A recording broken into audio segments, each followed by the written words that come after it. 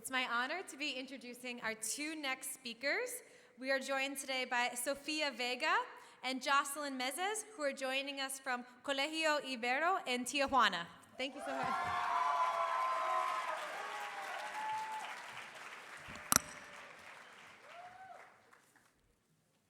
We are grateful to be here with you. This is a great opportunity that we didn't want to miss. An opportunity where we can show you and tell you Mexico's current situation. I'm Sofía Vega. And I am Joselyn Mez. People in Mexico are divided based on monetary power and control, status, and authority. These divisions are called social classes. The most recent study was made last year in 2014, where it came out that Mexico is divided into 6 social classes, which are low class, which represents 35% of the Mexican population. The people that belong to this social class are employees, immigrants, and people without jobs. Low-high class, which represents 25% of the Mexican population. The people that belong to this social class are peasants and workers. Medium-low class, which represents 20% of the Mexican population. The people that belong to this social class are black-coated workers and skilled artisans. Medium-high class, which represents 14% of the Mexican population. The people that belong to this social class are businessmen and professionals. High-low class, which represents 5% of the Mexican population.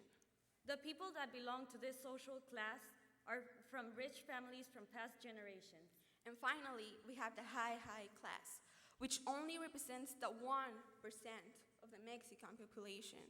The people that belong to this social class are rich families from past generations which have conserved their status. According to a study from INEGI, there are 3 main social classes. With a 1.7%, we have the high class. Then, with a 39.2%, we have the medium class, leaving us with a 59.1% in the low class. With these percentages, it's really sad to see how Mexico's major social class is low class, which is a synonym of poverty. Poverty, guys, an extremely serious problem that we have to end. Now, poverty, it's not only a problem there in Mexico. Poverty, it's a worldwide problem, which is huge and really alarming.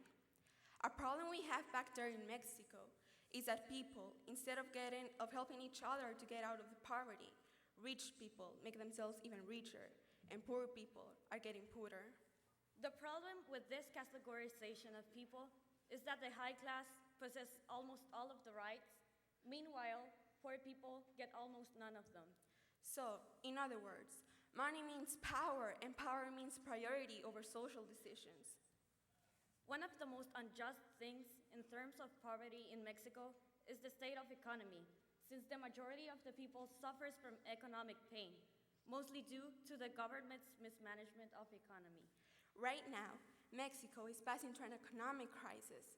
There are no jobs. It's way more difficult to find a job. They pay less, and you have to work more hours, which is not worth it.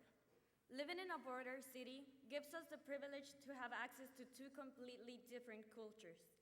We hear about your problems, your accomplishments, and your social movements as much as we do in Mexico. Your fight to a minimum wage. The minimum wage in California is $9 per hour. That's an equivalent to 149 pesos.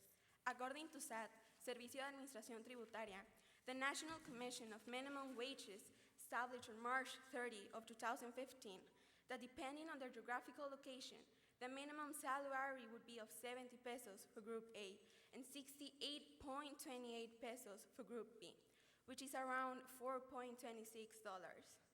With that amount of money, a family has to survive a day. And we're talking about a family up to 4 or more members, which work really hard and live in really tiny and cramped rooms. These people live in the rural areas, where the children have no schools for education, no hospitals nearby to attend if they get sick, no nothing. These children grow working really hard with their parents. These people's profession is agriculture, and they have to work really hard and collect numberless amounts of boxes. Everybody grows up hearing about economy, and poverty. Finish your food because there are kids in Africa who have none. Or be grateful you go to school because there are kids in Asia who have to go to work. But we don't have to go to the other side of the world to figure out that there are people living in these conditions. Over 53 million of the people live below the poverty line in Mexico, and yet the richest man in the world is Mexican. Mexico is a country of connections, a country of contrast. The families who hold most of the wealth are the same who did 200 years ago, and the rest of the population struggles to make ends meet. 10% of the population holds a 38% of the country's income. We are all born with the hopes of becoming whoever we want to become. But what happens when this road is blocked away? And you just don't have the same opportunities just because you were born to the right family, you don't have the right connections, or just because, well, you don't have the same opportunities. We often hear people telling us that we are the future of the world. We are the future of our country. We are the future of Mexico. And yet, they talk about the future as if we didn't exist in the present. We're standing here today with a message, a cry for justice and equality, because we believe that when this message becomes a priority, we'll be able to see a change. We are the future of Mexico, and we are outraged. This is our priority, and we believe that we can unblock the roads and build this bridge. Thank you for your attention.